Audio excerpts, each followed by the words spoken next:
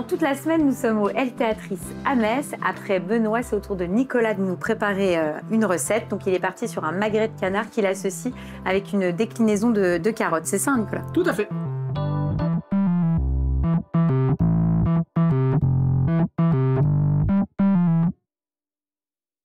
Donc là, j'ai démarré mon magret de canard qui était quadrillé. Oui. On va le démarrer côté peau dans une poêle froide.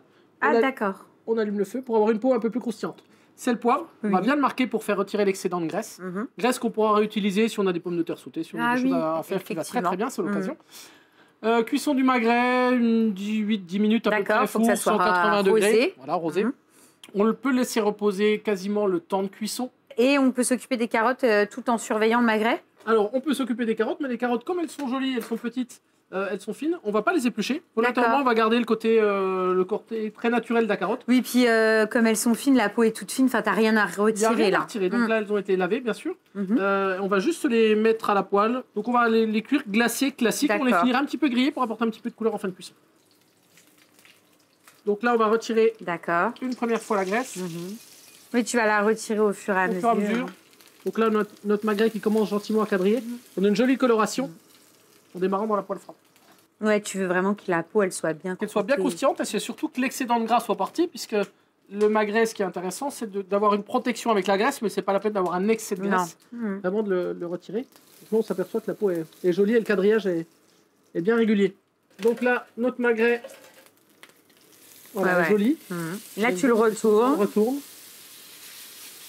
On le marque un tout petit peu. D'accord.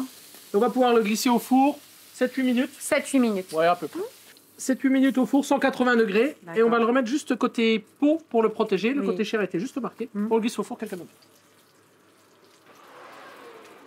Donc ça, c'est bon? Ça, c'est bon. Ensuite, on fait quoi, Nicolas? Ensuite, on va pouvoir passer à nos carottes glacées. Carottes glacées, donc très classiquement, très simplement. Ah bah, glacé. Enfin, quand on dit glacé, c'est un peu d'eau, un peu de beurre. Un peu d'eau, un peu de beurre, un peu de sucre. Plus là, ce qui est sympa, c'est que tu as des petites carottes de couleurs différentes. Ouais. Donc que tu n'as pas du tout épluché. Hein. Pas du tout épluché. On met un petit peu de beurre. On met du poivre. Et là, on va laisser glacer nos carottes.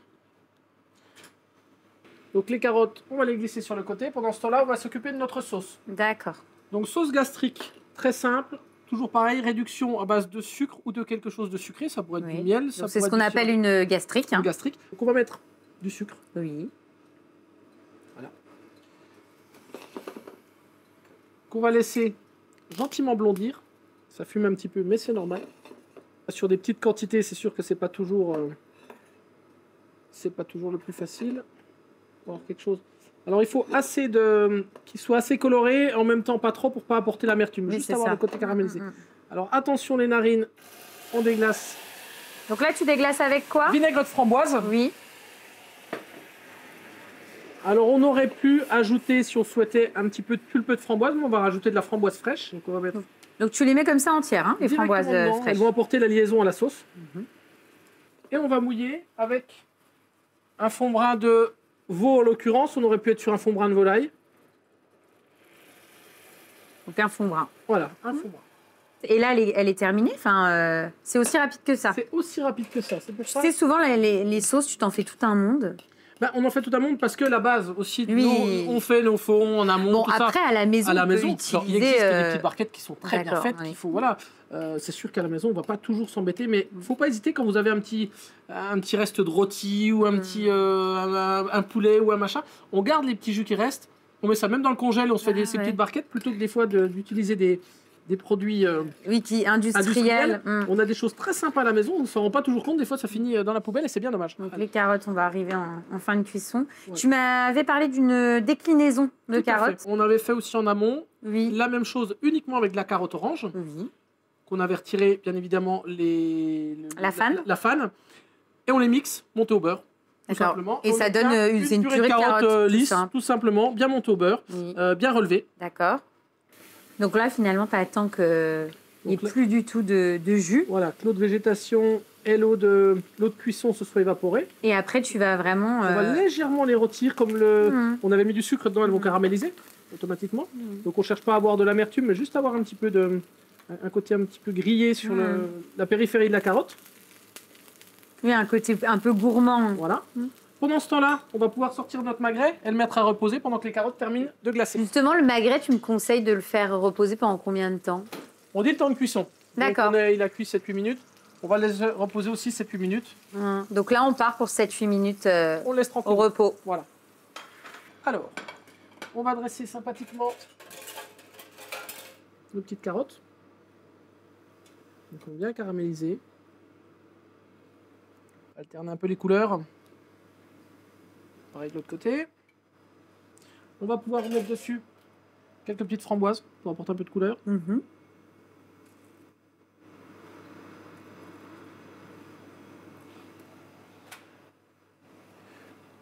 On va pouvoir découper notre magret. Alors, le magret risque toujours, bien évidemment, de saigner un peu. Donc, on n'hésite pas à avoir un petit peu de papier absorbant. Oui, pour pouvoir... Alors, d'habitude, on va l'émincer classique. Aujourd'hui, on va faire quelque chose d'un petit peu plus original. On va le couper sur la longueur.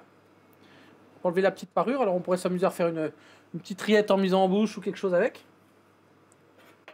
Oui, tu coupes pour pouvoir bien le dresser...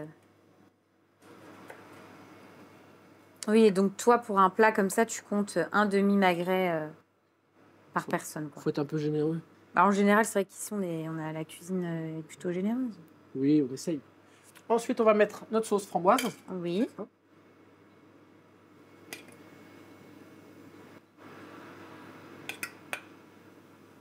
On peut remettre un peu de fleur de sel.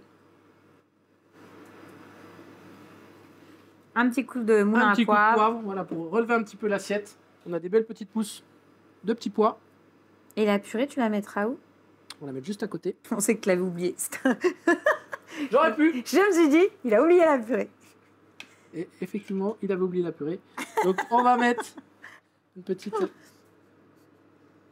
larme de purée. Comment rattraper? Merci, Valentine. Finalement, tu as vu, en plus, c'est bien, une petite quenelle comme ça. C'est joli comme tout. Bah oui, parfait. J'aurais pas fait mieux. Voilà, on va pouvoir passer à la dégustation. Eh ben, super, on goûte. On y va, on goûte? On y va.